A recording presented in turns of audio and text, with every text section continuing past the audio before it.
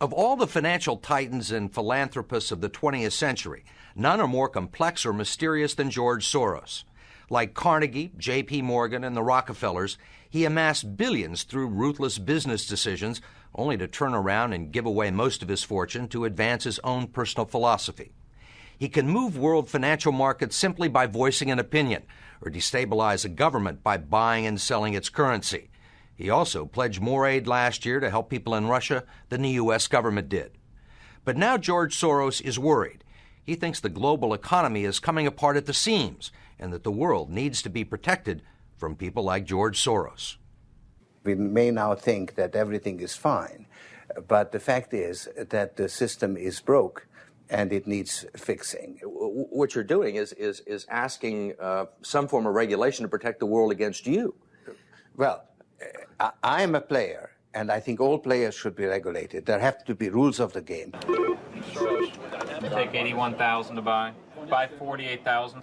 Buy him 69,000 YUM. Right now, his Quantum Group hedge fund moves $14 billion of rich investors' money around the world every day, looking for profits and answering to no one. Soros makes huge bets on whole countries and economies.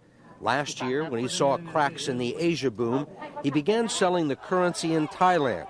Traders in Hong Kong followed suit, triggering a financial crisis that plunged much of Asia into a depression. In the last 2 years, you've been blamed for financial collapse of Thailand, Malaysia, Indonesia, Japan, and Russia. All of the above. All of the above. Yeah. Are you that powerful? No, I think there's a great misunderstanding. The Prime Minister of Malaysia said that the region spent 40 years trying to build up its economy, and along comes a moron like Soros with a lot of money, and it's all over. He called you a criminal. It's easier for him to blame an outside force than to admit that they were mismanaging their economy and their currency. The French finance minister talked about hanging speculators from lampposts. Soros says the Asian currencies would have collapsed even if he hadn't been in the market. They were overvalued. He says people tend to follow his lead because he's been so successful. I think that I've been blamed for everything. I am basically there to make money. I cannot and do not look at the social consequences of what I do. This man is a carnivore of the first order. Jim Grant is the editor of Grant's Interest Rate Observer and one of Wall Street's most respected analysts.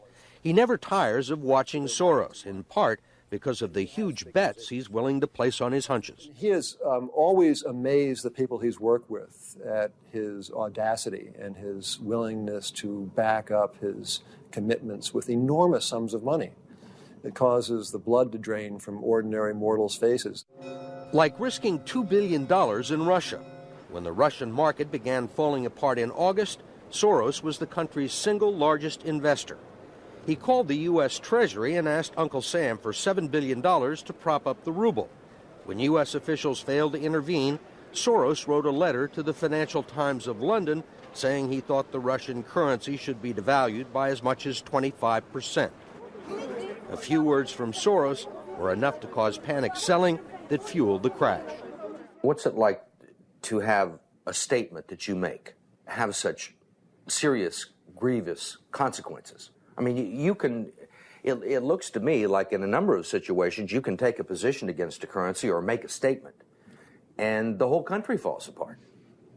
Well, it's a tremendous sense of responsibility, actually.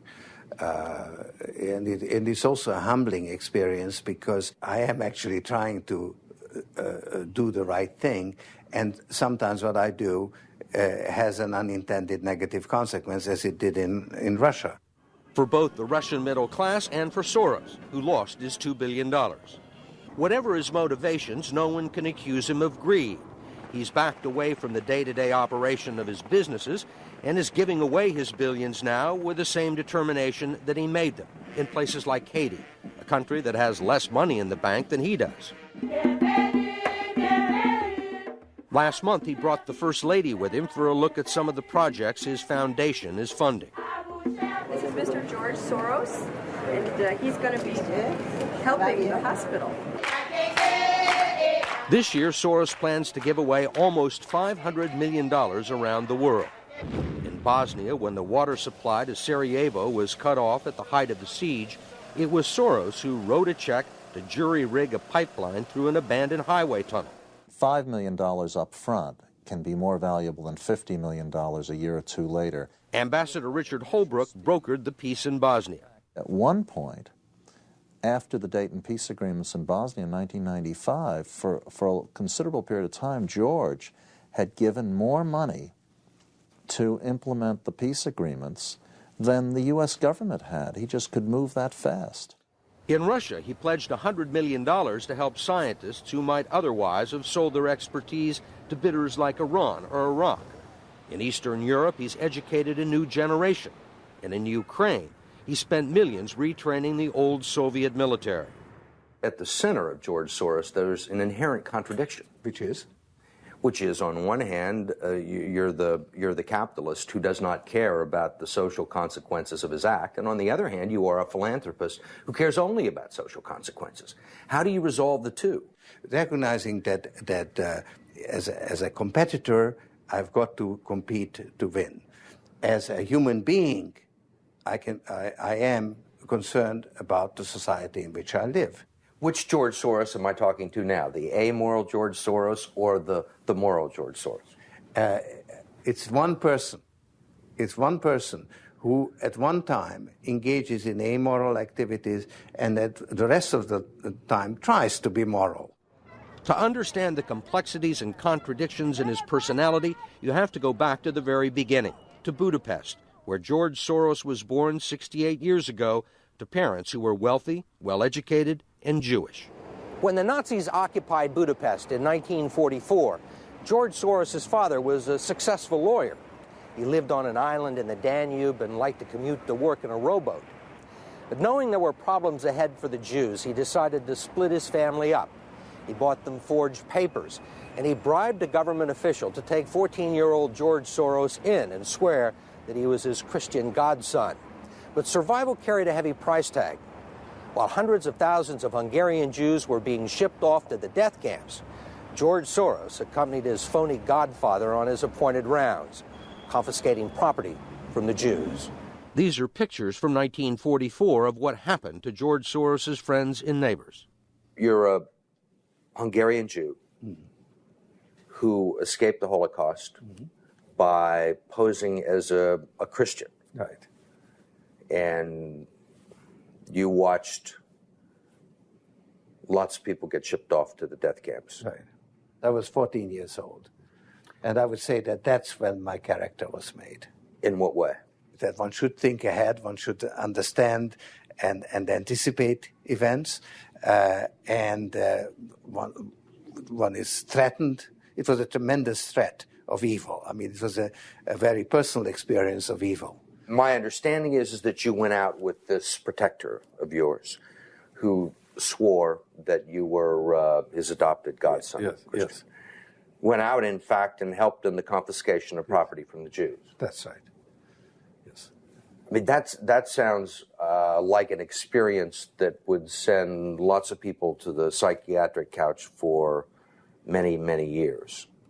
Was it difficult? Not at all. Not at all. Maybe as a child you don't see the connection, but it created no problem at all. No feeling of guilt. No. For example, that I'm Jewish, and here I am watching these people go. I could just as easily be there. I should be there. None of that. Well, of course, I could be on the other side, or I could be the one from whom the thing is being taken away. But there was no sense that I shouldn't be there, because that was, well, actually, funny way, it's just like in markets, that if I weren't there, of course I wasn't doing it, but somebody else would be taking it away anyhow. And it was whether I was there or not, I was only a spectator, the property was being taken away. So I had no role in taking away that property. So I had no sense of guilt. Are you religious? No. Do you believe in God? No. Soros told us he believes God was created by man, not the other way around, which may be why he thinks he can smooth out the world's imperfections. When we went with him to Ukraine, he was treated like a visiting head of state and was received by the president. Then he was received by the prime minister and finally the central bank. 20% in cash. They even allowed him to look at the books and asked him for advice. Lots of people want George Soros' advice. Most recently, South African President Nelson Mandela. Actually, President Mandela asked me, how could South Africa protect itself against speculators like you? And I told him, I wrote him a memo, trying to give him the best advice I could, how to reduce the exposure of South Africa to speculative attack. That's the old stop me before I kill again approach, right? Well, you're telling this is what you can do to stop me. Whether I or somebody else does whatever is happening in the markets, it really doesn't make any difference to the outcome. I don't feel guilty because I'm engaged in an amoral activity which is not meant to have anything to do with guilt. Part of the reason he is so rich is that the Soros hedge funds operate offshore in the Netherlands Antilles to avoid scrutiny by the Securities and Exchange Commission. So even while Soros tells Congress and the Treasury that hedge funds must be regulated to stop the global crisis, he's avoiding the rules. Why is it that Americans can't invest in the quantum fund? It's an offshore fund. Why is that? Because the fund is not registered with the Securities and Exchange Commission.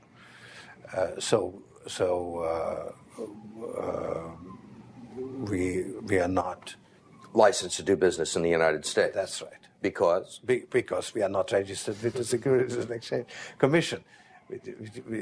Because we find it more convenient to operate without it. So in some ways it's to escape regulation. Yeah, that's right. But you've been sitting here talking about the need for regulation. Yes, and whatever regulations are imposed, we will obey. We already conform to everything. If the beneficiaries of Soros's billions do not understand the intricacies of SEC rules and offshore hedge funds, they do understand what he's done for them. The president of Haiti is reading his new book, The Crisis of Global Capitalism, and so is President Clinton. Will all the attention spoil George Soros? George Soros, in a way, is Donald Trump without the humility. One of your money manager told us that George really does think he's a god. I mean, if you think that you're God and you go into financial markets, you're bound to come out broke. So the fact that I'm not broke shows that I don't believe that I'm God.